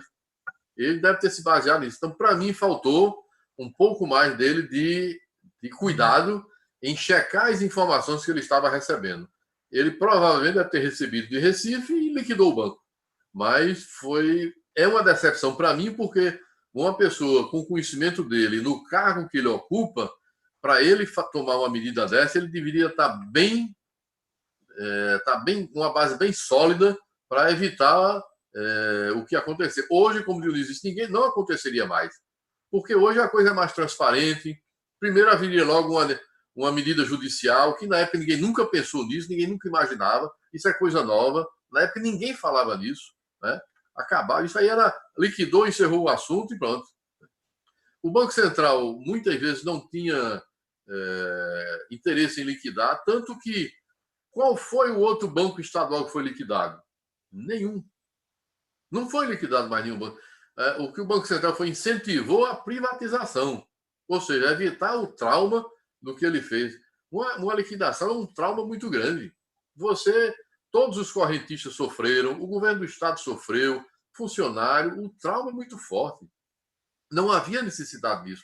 Então, respondendo ao grande Joãozinho Pescador, o professor Eliseu Martins, para mim, ele, com o conhecimento, a experiência dele, faltou ele mais cuidado em tomar uma medida tão dura contra contra 8 instituições, né?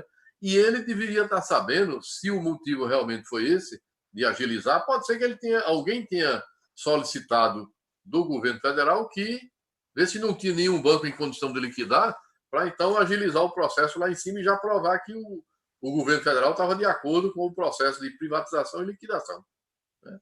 Para mim foi só isso. O Célio Martins, infelizmente, como professor de contabilidade e respeito, como professor de contabilidade de custo, excelente, mas lamentavelmente, como diretor do Banco Central, a falha foi muito grande.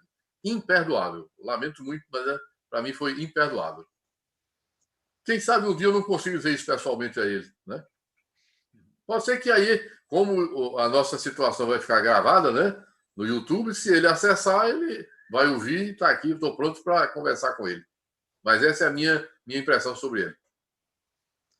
Até que a Graça Cortez pergunta por que o banco ainda continua até hoje em liquidação. É difícil de responder, Graça. Mas a crédito imobiliário, por exemplo, um processo de liquidação, ele é um longo e traumático. Por quê? Você tem que transformar em dinheiro tudo aquilo que o banco tem, né? E uma das situações é que, na época, o banco tinha crédito imobiliário e financiava a casa por 15 anos, né, 20 anos, e esse processo vai até o final. Provavelmente isso já acabou. Eu não sei ainda, sinceramente, o que é que hoje existe do velho e falecido Bandelli, porque os imóveis foram passados para o governo do Estado, né? As operações da crédito imobiliário, que eram as mais longas, provavelmente já se extinguiram, né? Os financiamentos de infraestrutura urbana e saneamento básico, eles passaram para a Caixa Econômica, já saíram do Bandelli. Então, sinceramente, eu não sei o que é que está existindo lá na Engerne, que foi a empresa criada para receber os ativos podres do governo do Estado, né? Não sei, Graça. Sinceramente, não tenho como lhe dar essa resposta. Gostaria muito, mas não sei. Tem outra pergunta aqui, Jaime, sobre essas provisões judiciais, se os valores foram utilizados para pagar as indenizações dos funcionários demitidos. Como? Sobre as provisões, né? Se foram utilizadas essas provisões para pagar indenizações aos funcionários demitidos. Não. É o seguinte, essa provisão que eu falei do Plano Bresser, ela não envolve recurso financeiro. Ela é uma provisão estritamente escritural e contábil. Há uma conta, é um débito em uma conta de despesa e um crédito numa conta do passivo na provisão. Ela não configura nenhum envolvimento de recurso financeiro. É apenas criar uma obrigação para o banco. Os funcionários foram demitidos com recursos do banco. Eu não me recordo se houve algum recurso repassado da reserva monetária para o governo do Estado, do governo do Estado para o banco. Parece-me que houve. E com esse recurso é que aqueles que não optaram para ir para o governo do Estado foram demitidos e foram utilizados esse recurso. Se não me engano, foi da reserva monetária para o governo para o Banderne, para pagar a rescisão contratual. Acho que foi assim, mas há muito tempo aí não tenho a certeza, não. O Francisco Xavier pergunta por que os 350 funcionários da reabertura, né, não foram demitidos e não absorvidos pelo Estado. É uma outra a pergunta que também nunca quis calar. Ninguém sabe por quê. Também eu acredito que os 350 poderiam também ser enquadrados na mesma lei que, em 92, se não me falha a memória, absolveu o pessoal do Estado. Mas eu não sei por que não foram absolvidos, simplesmente o liquidante chamou e demitiu. Aí vem aquela situação de novo do jurídico, né? Se fosse hoje, o jurídico entrava e não permitia e mandava incorporar. Mas na época a gente não tinha essa facilidade de jurídico que a gente tem hoje, essa transparência. Como Dionísio disse, a Constituição estava nova ainda, estava se começando a entender tudo, o Ministério Público praticamente não existia. Então era uma situação muito diferente. Era para ter sido absolvido, né? Quem quisesse. Porque quem não quisesse também, teria sido desligado, como no meu caso. Eu não tinha interesse em ir para o governo do Estado. Então eu seria demitido e ir embora. Mas quem tinha interesse em ir para o governo do Estado deveria ter sido absolvido. Mas também não sei. Faltou algum trabalho. O liquidante não conversava com ninguém, era muito difícil a conversa com ele. Então não existia um jurídico que pudesse auxiliar. Nós vivíamos soltos praticamente. Era tudo muito solto. Difícil de ter uma condição de contestar a demissão e a possível absolvição pelo governo do Estado. Difícil, muito difícil. Outros tempos. Aqui o Paulo Melo está dizendo aqui que se houvesse união da bancada federal e de toda a classe política, o banco teria sua reabertura na época, talvez até exemplo dos outros estados. Né? Paulo, aí é aquilo que eu disse. A gente não sabe, não sei porquê, as condições para a reabertura dos 3 bancos foram colocadas idênticas. Não mudou, não mudava nada. Todos os valores, tudo foi bem. Agora, a condução das negociações para a reabertura, o que aconteceu, a gente não sabe. Porque essa mesma condição foi posta para o Paraibano e ele foi reaberto. Foi posta para o Piauí e foi reaberto. Mas para aqui não foi. Por quê? Não sei. Só quem participou das negociações é que pode dizer o desinteresse que houve do governo do Estado em não reabrir, porque as condições foram colocadas, foram postas. Não tem aqui nenhuma outra pergunta, até deixar aí para as considerações finais. Não sei se o professor Dionísio quer falar primeiro, depois passa para o Jaime. Dionísio está sem som. Eu quero falar, só para concluir, para agradecer esse momento, né? Um momento muito, muito importante. Assim, a gente está deixando a história, sabe, já pegando o depoimento de quem estava no momento, a sensação, a comprovação do que você está dizendo foi bem apresentada. Então, eu acho que participar desse momento, assim, desse resgate, para mim foi muito importante. Eu estava lá, mas, como você sabe, eu em seguida saí. Eu não fiquei muito tempo, eu saí lá em 92. Então, a minha história na liquidação vai de setembro de 90 a abril de 92. Né? E todo o esforço que foi feito a partir daí, já foi exatamente com você e com outros que tiveram também essas ações. Então, eu me sinto assim prestigiado de ter aprendido mais, de ter visto mais, e de saber que por mais que tenha se criado tanta dificuldade, tantas pessoas prejudicadas, mas a vida ela é mais forte, né? Ela termina dando força, né, para as pessoas continuarem e nunca deixar de protestar, de reclamar, de dizer o que efetivamente aconteceu, porque isso é uma mácula na história na história econômica do Rio Grande do Norte. Então, agradecer por poder participar. E boa noite a todos. José, tem que agradecer a você pela oportunidade que foi dada de contar uma história, né? Como o Dionísio colocou, um personagem da história contando a história, né? A gente viveu, o trauma foi muito grande. Ninguém pode imaginar o que a situação que a gente viveu a partir de setembro de 90. Foi uma situação muito difícil para todos os funcionários do banco. Veja que o dinheiro do funcionário do banco era no Banderli, fechado. O salário atrasado. Então, era uma situação muito difícil. Perdeu o governo, perdeu o funcionário. A perda foi muito grande para todos nós. Mas eu lhe agradeço a oportunidade e espero que tenha contribuído para elucidar alguma dúvida aí das pessoas que assistiram, dos alunos de ciências contábeis, talvez aí tenha um bom aproveitamento. Se lembre sempre da provisão, lembre sempre a quem é das ciências contábeis, os alunos, que imagine aqui um balanço de uma grande empresa, da Petrobras, por exemplo, do Banco do Brasil, de qualquer instituição grande. Assim, quem assina isso aí é a diretoria do banco e um contador. É com base nesse contador que está ali guardada a fidedignidade das informações que estão sendo publicadas. Então, é uma responsabilidade muito grande do contador em assinar o balanço, porque está publicando a situação econômica, financeira e patrimonial daquela empresa. José, obrigado por tudo. Agradeço aí a atenção sua, Dionísio, e de todos aqueles que participaram da nossa conversa hoje. Grande abraço. Eu que agradeço. Vamos promover outros eventos como esse, né? Que certamente a história, ou seja, parece que 30 anos, pouco tempo, né? Mas não pode apagar essa história. Acho que talvez fique aí como contribuição para aqueles que já estavam e os que chegaram depois, né? Eu já cheguei aqui logo depois aqui no Rio Grande do Norte, mas certamente foi algo muito marcante e que talvez, acho que vem para contar a verdade, né?